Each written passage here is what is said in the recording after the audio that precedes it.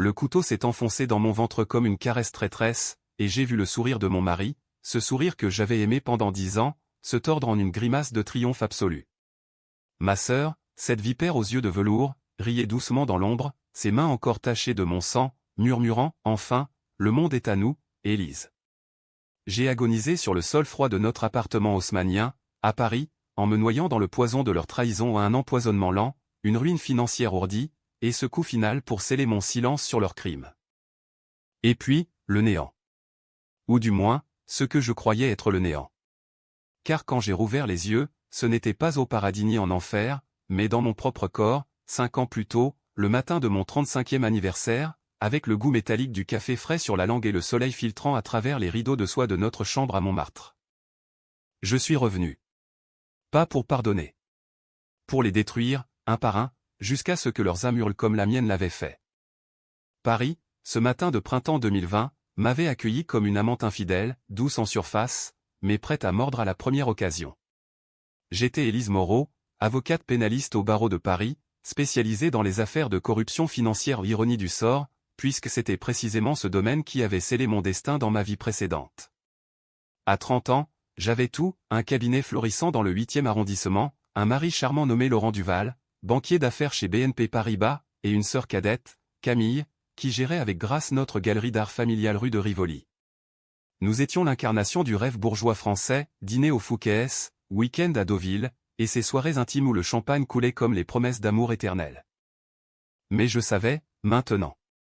Je portais en moi les cicatrices invisibles de cette autre vie, celle où Laurent m'avait ruiné en détournant des fonds de clients vulnérables des veuves, des orphelins, des petites entreprises familiales pour alimenter son addiction au jeu et ses liaisons extra-conjugales. Camille, ma chair et mon sang, avait été sa complice, elle blanchissait l'argent via la galerie, falsifiant des expertises d'œuvres d'art volées sur le marché noir. Et moi? J'avais découvert leur magouille par hasard, en fouillant les comptes pour une affaire mineure. Au lieu de les dénoncer par amour, par naïveté, j'avais tenté de les confronter en privé. Erreur fatale. Ils m'avaient fait passer pour la coupable, faux témoignage, documents trafiqués, et un accident orchestré qui m'avait laissé pour morte dans la Seine, les poumons remplis d'eau saumâtre. Réveillé en sursaut ce matin-là, sentant le drap de lin égyptien contre ma peau, fut un choc plus violent que la lame elle-même. Mon cœur battait la chamade, et pendant un instant, je crus que c'était encore la panique de l'agonie. Laurent dormait à mes côtés, son bras possessif jeté sur ma taille, son souffle régulier comme un ronronnement de chat repu. Je le fixais, les yeux emplis de haine pure. Dans 5 ans, tu me poignarderas, pensais-je. Dans 5 ans, tu riras pendant que je me noie. Mais aujourd'hui? Aujourd'hui, je suis ton salut. Ou ta damnation. Je me levai sans bruit, enfilai un peignoir de soie blanche au symbole de pureté que je souillerais bientôt et descendis à la cuisine. Le café percolait, emplissant l'air d'un arôme corsé, typiquement français, ce rituel matinal qui masquait tant de secrets. Assise à l'îlot central en marbre de Carrare, je sortis mon téléphone et commençai à noter, une liste mentale d'abord, puis taper frénétiquement sur l'écran. Étape 1, infiltrer leur plan avant qu'ils ne prennent forme. Étape 2, rassembler des preuves irréfutables, sans alerter les autorités trop tôt. Non, cette fois, ce serait personnel. Pas de justice froide des tribunaux, une vengeance brûlante, intime, qui les rongerait de l'intérieur comme un acide. Laurent apparut en boxé, les cheveux en bataille, ce sourire carnassier qui m'avait fait chavirer autrefois. Bon anniversaire, ma chérie. Prête pour une journée de folie?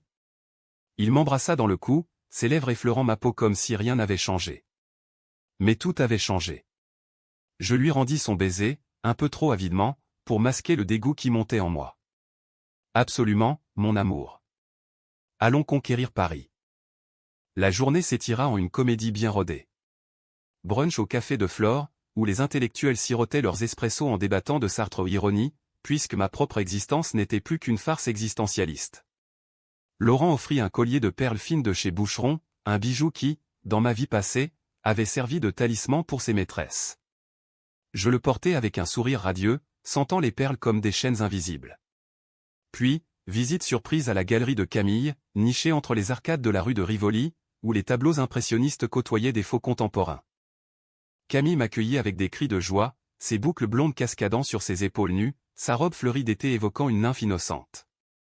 Élise. Ma grande sœur adorée. Regarde ça, une nouvelle acquisition, un monnaie authentique, ou presque. Elle cligna de l'œil, et je suis haut que c'était le premier pion de leur échiquier. Dans 5 ans, ce « monnaie » serait la clé de leur blanchiment, vendu à un oligarque russe pour camoufler des millions. Je feignis l'enthousiasme, caressant la toile du bout des doigts. Magnifique, Camille. Tu as toujours eu l'œil. Dis-moi, comment l'as-tu déniché?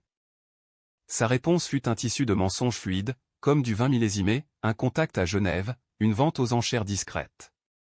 Je hochai la tête, mémorisant chaque détail. Ce soir-là, de retour chez nous, tandis que Laurent préparait un dîner aux chandelles au foie gras et Bordeaux de 1982, je m'éclipsai dans mon bureau. Mon ordinateur portable, un MacBook aux lignes épurées, s'alluma avec un bourdonnement discret. J'ouvris un compte bancaire anonyme via une application offshore, transférai discrètement 5 000 € de mon compte personnel une goutte d'eau comparée à ce que je prévoyais de leur soutirer.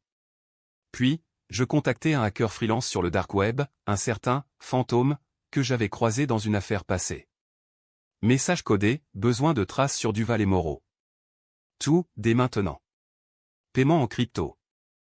Les premières infos arrivèrent avant minuit, des mails effacés entre Laurent et Camille, des transferts suspects vers des comptes au Caïmans. Rien d'incriminant encore, mais des graines plantées. Je souris dans l'obscurité, le reflet de l'écran illuminant mon visage comme un masque de Gorgone. La vengeance n'est pas un sprint, pensais-je. C'est un marathon de poison lent. Les semaines suivantes furent un ballet de duplicité. Je jouais la femme parfaite, amante passionnée la nuit, avocate impitoyable le jour. Au tribunal, je plaidais une affaire de fraude immobilière, gagnant un acquittement pour un client que je savais coupable, une décision controversée qui fit les gros titres de Le Monde, Élise Moreau, l'avocate qui flirte avec le diable. Les féministes m'accusèrent de trahir la cause, les conservateurs me saluèrent pour mon pragmatisme. Mais c'était calculé, en me tachant les mains, je me préparais à salir les leurs sans remords. Camille, de son côté, commença à tisser sa toile. Elle m'invita à un vernissage, où je rencontrai son associé, un homme corpulent nommé Victor Langlois, galeriste véreux aux ongles manucurés et aux yeux fuyants. Votre sœur est un génie, Madame Moreau. Ensemble, nous allons révolutionner le marché de l'art. Ces mots étaient sucrés, mais je sentis l'odeur de la pourriture en dessous. Dans ma vie précédente, Victor avait été l'homme de paille pour leurs opérations, fournissant les faux certificats qui avaient ruiné des collectionneurs innocents. Je ris, toasting avec un verre de Sancerre. Révolutionner, messieurs. Et si j'en étais? Leur surprise fut délicieuse, un éclat fugace dans les yeux de Camille, vite masqué par un sourire. Ainsi commença mon infiltration. Je devins leur consultante légale, prétextant protéger la galerie des enquêtes fiscales. En réalité, je plantais des mouchards numériques, des virus dormants qui enregistraient chaque clic, chaque mail. Laurent, lui, testait les os. Lors d'un gala de charité à l'Opéra Garnier, il murmura à mon oreille, un peu éméché par le champagne d'Homme Pérignon, et si on agrandissait la famille, Élise? Un enfant, pour sceller tout ça. Son ton était possessif, mais je lus entre les lignes, dans l'autre vie, cet enfant n'avait été qu'un leurre pour me garder docile, jusqu'à ce qu'il m'élimine. Je feignis l'émotion, les larmes aux yeux. Bientôt, mon amour. Bientôt. Mais la nuit, seul, je vomissais de rage. Comment avait-il pu? Ma famille, mon sang. Le secret qu'ils ignoraient encore, dans ma vie passée, j'avais porté leur enfant à un fœtus de 3 mois, emporté par le poison qu'ils m'avaient administré sous couvert de vitamines. Un meurtre double, qu'ils paieraient au centuple. Le premier coup porta au bout de 3 mois. Une fuite anonyme orchestrée par moi via Fantôme alerta la brigade financière sur un transfert mineur de la galerie. Une perquisition surprise, des ordinateurs saisis. Camille paniqua, m'appelant en larmes, « Élise, aide-nous.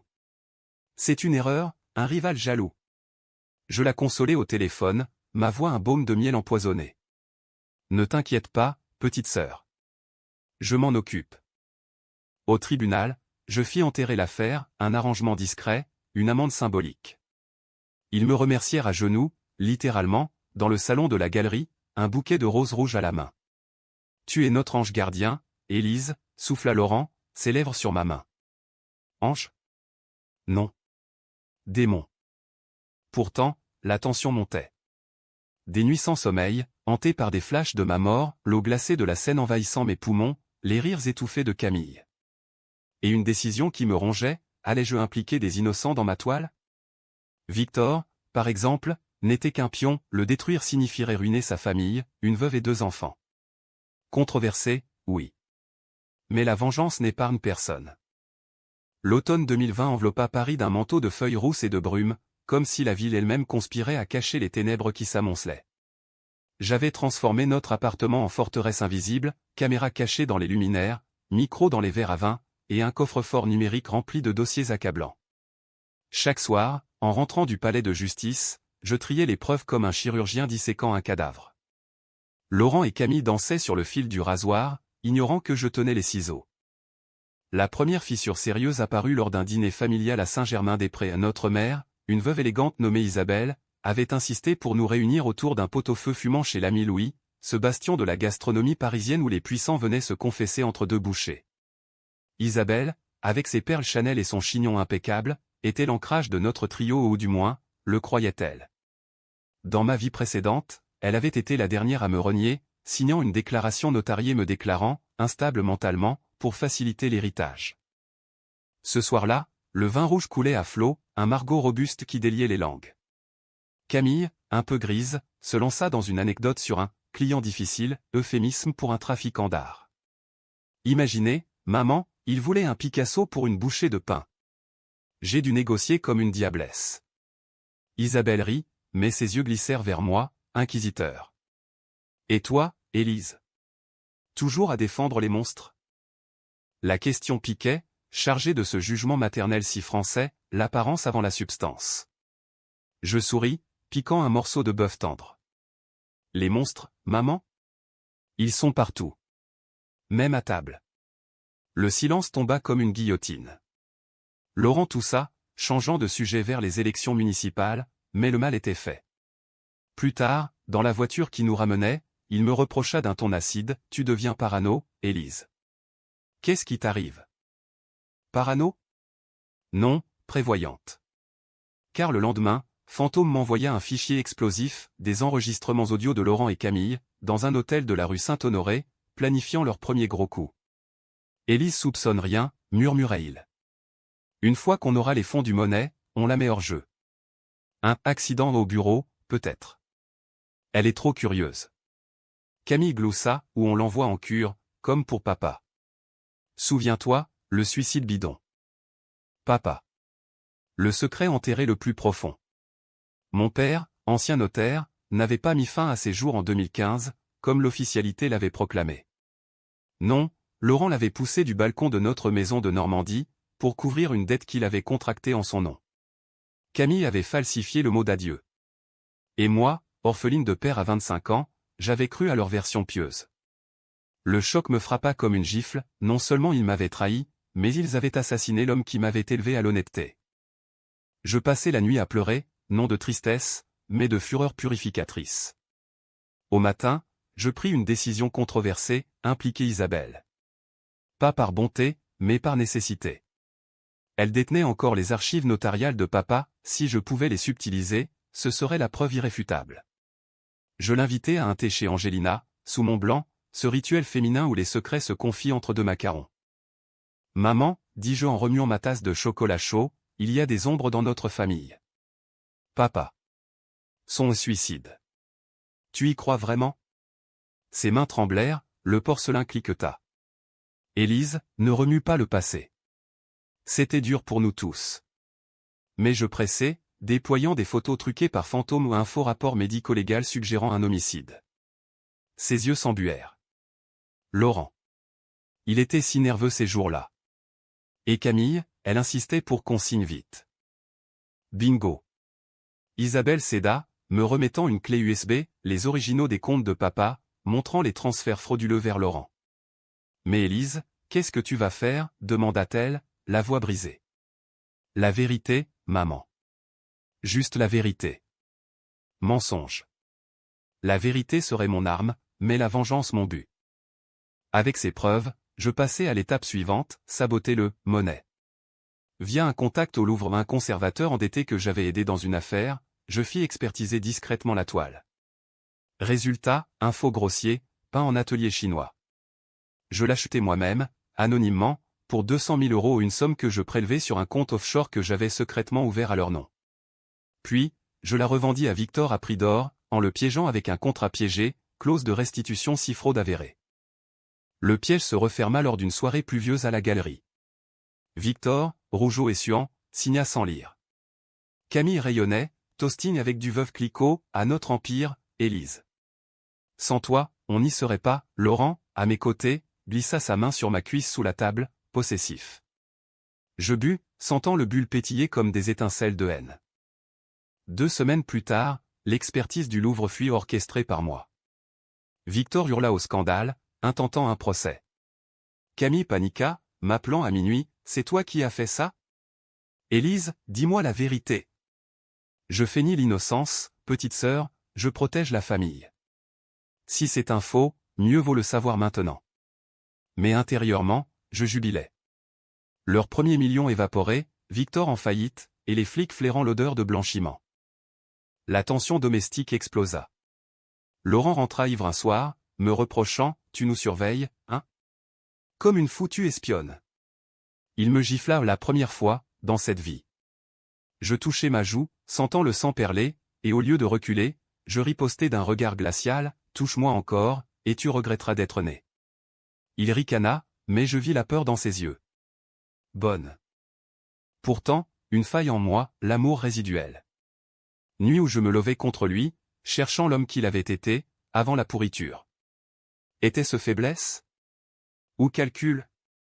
Une décision qui me hantait, devais-je le séduire pour le piéger plus profondément, feindre une grossesse pour le lier? Controversé, immoral. Mais la vengeance exige des sacrifices. Le climax de cette phase vint avec l'arrivée d'un inspecteur de la PJ, un certain Duval, ironie du nom, qui frappa à notre porte pour « routine ». Laurent blêmit, je pris les rênes, mon bagage d'avocate en bouclier. Inspecteur, une confusion. Laissez-moi vous éclairer. Je le renvoyai bredouille, mais pas sans planter une graine, un dossier anonyme sur son bureau, pointant vers les comptes de papa. Camille, sentant le vent tourner, tenta de m'approcher seule. Rendez-vous au Pont des Arts, cadenas d'amour rouillé sous la pluie fine. Élise, on est sœurs. Qu'est-ce qui te ronge? Ses yeux, si semblables aux miens, imploraient. Je faillis craquer, lui avouer tout. Au lieu, rien, Camille. Juste la vie. Mais en partant, je laissai tomber une clé USB et les enregistrements de l'hôtel. Elle la ramassa, pâlit en l'ouvrant plus tard. La partie était lancée. Et moi, au centre de l'échiquier, reine vengeuse. L'hiver 2021 mordit Paris de son froid mordant, transformant la Seine en ruban d'argent gelé et les rues en labyrinthe glissant de verglas. J'avais érigé ma vengeance en art, subtil, raffiné, impitoyable, comme un opéra de Verdi où chaque aria précède le poignard. Les preuves s'empilaient dans mon coffre-fort virtuel au terabyte de mails, de virements, de vidéos volées par fantômes. Mais la vraie maîtrise résidait dans la psychologie, les faire douter, les isoler, les pousser à l'autodestruction. La première victime collatérale fut Victor. Son procès pour faux en art devint un cirque médiatique, splashed sur les pages de Libération, le scandale de la Galerie Moreau, un monnaie bidon ruine un empire. Il se suicida ou du moins, c'est ce que les journaux dirent en se jetant du Pont Neuf, laissant une note accusant Camille de l'avoir piégé. Était-ce vrai? J'avais peut-être exagéré les pressions légales, mais son sang n'était pas sur mes mains. Pas entièrement. Cette décision laissait un innocent, ou semi-innocent, se briser ou me rongeait, me réveillant en sueur, hanté par son visage boursouflé dans la Seine. Controversé? Absolument. Mais dans le grand livre de la trahison, qui comptait les chapitres? Camille s'effondra. Elle débarqua chez nous un soir de tempête, trempée jusqu'aux os, ses mascaras coulant en traînées noires. Élise. Victor. C'est fini. Tout est fini. Elle s'effondra dans mes bras, et pour la première fois depuis mon retour, je sentis une fissure dans mon armure. Ma sœur, cette gamine que j'avais protégée des bullies à l'école, pleurait comme une enfant. Je la berçai, murmurant des mots vides, ça va aller. On va s'en sortir. Laurent, en retrait, observait avec un mélange de pitié et de calcul. Plus tard, au lit, il me confia, elle est faible, ta sœur. On devrait la couper des affaires. Faible? Non, complice. Mais je hochai la tête, plantant la discorde. Les jours suivants, je devins l'épaule de Camille, thérapie feinte, promenade le long de la Marne, confidences arrachées comme des dents. Elle craqua un après-midi, dans un café bondé de Belleville, c'était Laurent, Élise. Pour papa. Il l'a poussé. J'ai juste couvert. Par peur. Les mots tombèrent comme des aveux sous le scalpel. Je l'enregistrai discrètement, mon téléphone caché dans mon sac. Pourquoi me le dire maintenant, demandai-je, voix brisée pour la forme. Parce que tu es la seule qui reste. Et j'ai peur qu'il te fasse du mal. Ironie cruelle. Je la serrai contre moi, sentant son cœur battre comme un oiseau piégé. Cette nuit-là, je confrontai Laurent. Pas frontalement au trop tôt mais par insinuation. Camille est déprimée. Elle parle de papa. Des accidents. Son visage se figea, une seconde de trop. Des délires. Elle a besoin d'aide pro. Mais je vis la sueur perler sur son front. Parfait. La vengeance s'accéléra avec l'arrivée d'un allié inattendu, l'inspecteur Duval. Intrigué par mon dossier anonyme, il me contacta pour un café informel, au Procope, berceau des Lumières. Un homme trapu, la quarantaine, avec une moustache à la Poirot et des yeux perçants. Madame Moreau, vous semblez savoir des choses sur la mort de votre père. Et sur votre mari. Je jouais l'épouse tourmentée, larmes mesurées, mains tremblantes. Inspecteur, je crains pour ma vie. Laurent. Il change. Et Camille suit. Je glissai une clé USB ou une version édulcorée des preuves, juste assez pour le piquer. Duval mordit. Une surveillance discrète débuta, filature, écoute. Laurent le sentit, devint paranoïaque, accusant des collègues jaloux. Nos disputes éclatèrent, publiques, au restaurant Le Train Bleu de la gare de Lyon, où les serveurs en queue de pie feignirent l'ignorance. Tu me soupçonnes, c'est ça, hurla-t-il, renversant un verre de cognac. Les dîneurs se turent, je murmurai, prouve-moi le contraire. Il partit en claquant la porte, me laissant seul avec le bill et une satisfaction amère. Camille, elle, sombra plus bas. Elle tenta le suicide pilule dans la baignoire de son loft du Marais, un appel au secours que je interceptai via nos confidences. À l'hôpital, pâle sous les néons froids, elle murmura « Aide-moi à disparaître, Élise. » Comme papa. Je promis, mais intérieurement, je notai « arme potentielle ». Laissez-la pourrir en cellule, ou la sauver pour la briser plus tard? Décision controversée, un dilemme qui me vola le sommeil. Isabelle, notre mère, entra en scène de plein fouet. Elle avait fouillé les archives après notre thé, découvert les mêmes incohérences. Un soir, elle surgit chez Laurent et moi, Bible familiale en main au nom, les testaments. C'était un meurtre. Mon mari assassiné par vous, hurla-t-elle à Laurent, qui nia, blême. La scène fut shakespearienne, cris, pleurs, verres brisés. Je jouais la médiatrice, maman, calme-toi. On va clarifier. Mais je filmais tout, cachette dans le lustre. Le twist mineur vint alors, enceinte. Pas feinte, cette fois. Un test positif, bleu clair sur le bâtonnet, après une nuit de réconciliation passionnée avec Laurent, un piège que j'avais tendu moi-même, pour le lier. L'annoncer fut un coup de maître, lors d'un dîner aux chandelles, je posai sa main sur mon ventre. Notre enfant, Laurent. Notre avenir. Il pleura, promit le monde. Mais dans ses yeux, je lus la panique, un bâtard potentiel pour compliquer ses plans. La tension culmina avec une descente de la PJ chez Camille. Duval, armé de mandats, perquisitionna la galerie, saisissant tableaux et disques durs. Elle fut arrêtée pour complicité de faux, menottée sous les flashs des paparazzi. Élise, hurla-t-elle en passant, yeux implorants. Je restai figé, le cœur serré. Sœur ou monstre? Laurent me confronta cette nuit, c'est toi, hein? Tu les as vendus. Sa main se leva, je la bloquai, ongles enfoncés dans sa chair. Peut-être. Et alors? Tu mérites pire. Il recula, terrorisé. Pour la première fois, il douta de son emprise. Mais la vengeance avait un coup, mon ventre s'arrondissait, et avec lui, une tendresse traîtresse. Était-ce l'enfant qui adoucissait ma rage, ou juste l'humaine en moi? Controversé, ce lien avec la vie au milieu de la mort. Le printemps 2022 fleurit Paris en un carnaval cruel, cerisier en fleurs contrastant avec les menottes de Camille au tribunal. La ville bruissait de scandales, le Figaro titrait « La sœur Moreau en détention, blanchiment d'art ou complot familial ?» J'étais l'ange de la tourmente, interviewé par France Inter, ma voix chevrotante masquant le triomphe. Enceinte de 4 mois, je portais la vie comme un bouclier et une arme. Laurent, usé par les nuits blanches, sombrait dans l'alcool, ses costumes froissés comme son empire chancelant.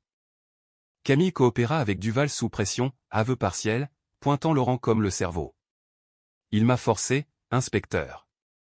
Pour papa, pour tout. Élise. Elle sait rien. Mensonge pieux, ou peur? Elle m'écrivit de frêne, lettre tremblante, sauve-moi, grande sœur. Je t'en supplie. Je l'ai lu, brûlé, sans répondre. Laisser pourrir la vipère, ou la mordre pour la poison. Décision qui me nouait l'estomac, surtout avec le bébé qui gigotait. Laurent contre-attaqua. Il engagea un privé, un ex-flic véreux nommé Roux, pour me filer. Je le repérai vite BMW noir dans les ruelles de Passy et inversé le jeu, fantôme hacka son téléphone, plantant de faux mails en roue à un cartel colombien. Résultat, arrestation pour trafic, Roux balançant Laurent en échange d'immunité. Votre mari, Duval, il trempe dans du sale, madame. Dette de jeu, jusqu'au cou.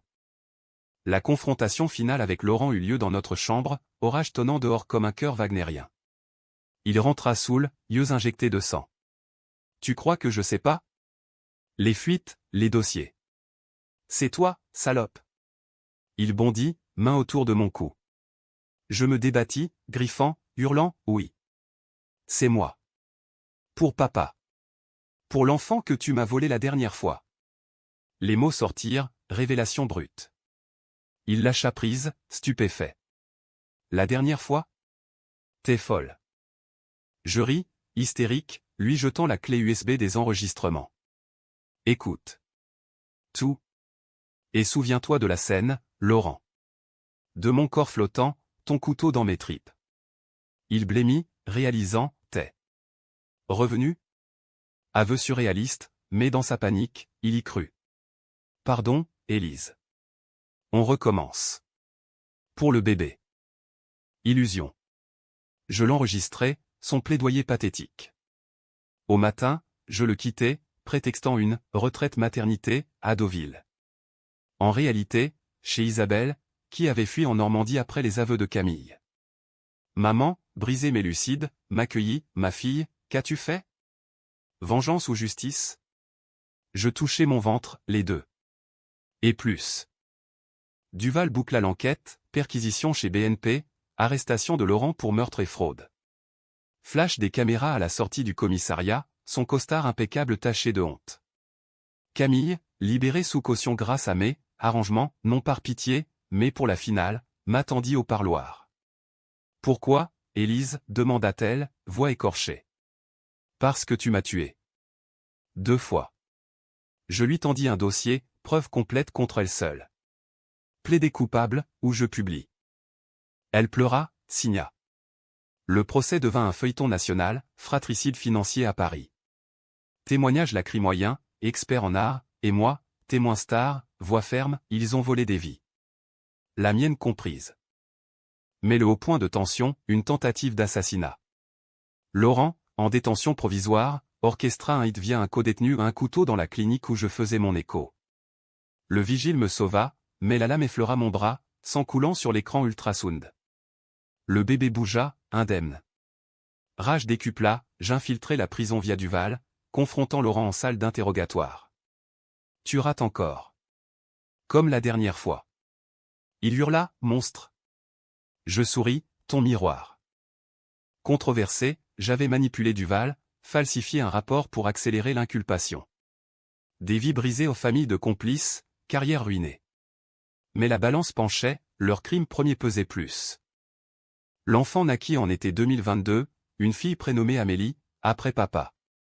Dans la maternité de Port-Royal, sous le soleil filtrant, je tins son minuscule poing, jurant, jamais ils ne te toucheront.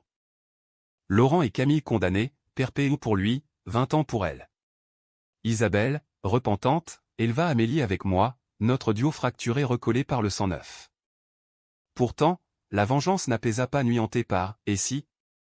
L'automne 2025 enveloppa la Normandie d'une mélancolie dorée, feuilles mortes crissant sous mes pas comme des murmures de fantômes. 3 ans après le procès, Paris n'était plus qu'un souvenir empoisonné, j'avais vendu l'appartement haussmannien, la galerie, tout, pour m'installer dans la maison familiale de Deauville, face à l'océan Atlantique qui rugissait ses secrets. Amélie, âgée de 3 ans, courait sur la plage, ses boucles brunes dansant au vent, ignorant les ténèbres qu'il avait conçues. Isabelle, grand-mère attentive, tricotait près de la cheminée, son visage ridé apaisé par le temps ou par l'oubli forcé. La vengeance avait triomphé, mais à quel prix? Laurent pourrissait à Clairvaux, brisé par des rumeurs de viol en cellule au Karma Oumé, suggestion, anonyme à ses co-détenus. Camille, en semi-liberté, vivait recluse à Lyon, employée de ménage anonyme, sonnette ignorée par le monde de l'art. Duval avait été promu, me remerciant d'un clin d'œil complice lors d'un dernier café, « Vous avez nettoyé la ville, Madame Moreau. » Mais à quel coût personnel? Le coût, solitude. Amélie était ma lumière, mais les nuits, je revivais la lame, l'eau, les rires. Et une décision finale, la plus controversée, pardonner? Non. Terminé. Le twist surgit comme un raz-de-marée. Une lettre de Camille, postée de Lyon, Élise, je sais pour l'enfant. Le vrai. Celui de l'autre vie. J'étais enceinte aussi, de Laurent. Un avortement forcé, pour protéger un autre plan. Mais toi. Tu l'as gardé, en secret, jusqu'à la fin. Choc, dans ma mémoire floue, un deuxième battement de cœur, détecté tardivement par un médecin. J'avais perdu des jumeaux, l'un révélé, l'autre caché par le choc. Camille continuait, j'ai menti au procès. Laurent n'a pas tué papa seul. C'était moi, le coup fatal. Par jalousie. Il voulait te quitter pour moi. Révélation, la trahison plus profonde, un triangle incestueux. Rage remonta, pure, incandescente. Je roulais vers Lyon, Amélie chez Isabelle, cœur battant comme un tambour de guerre. Camille ouvrit la porte d'un HLM gris, silhouette émaciée, yeux caves. Sœur. Je la giflai, entrant sans un mot. Dans son salon spartiate, je la confrontai, pourquoi? Aveu torrent, amour tordu pour Laurent, haine pour mon succès, le meurtre de papa pour hériter vite. Et l'enfant, hurlai je. Le nôtre. Frère et sœur de sang maudit. Elle pleura, tue-moi. Finis-le. Tentatrice. Mais non. Je sortis un chèque, 1 million, fruit de mes livres mémoires vendus sous pseudo, la revenante de Paris. Vis, Camille. Mais souviens-toi chaque jour. Je partis, la laissant brisée, vivante damnée. De retour à Deauville, océan déchaîné, je marchais avec Amélie. Twist final, un appel de Clairvaux. Laurent, mourant de cancer, fumeur invétéré, karma tardif, réclamait une visite. J'y allais, enceinte à nouveau d'un amant discret, un pêcheur normand aux mains calleuses. Face à lui, amaigri, tubulure, je murmurais, je t'ai pardonné. Dans l'autre vie. Mensonge. Il expira en souriant, croyant à la rédemption. Cathétuque, pas happy, pas tragique. Cathartique. Amélie rit dans les vagues, je touchais mon ventre, nouvelle vie sans ombre. Paris, au loin, un mirage. J'étais revenu pour venger, je restais pour vivre. La vengeance, cette amante française, m'avait consumé mais libéré.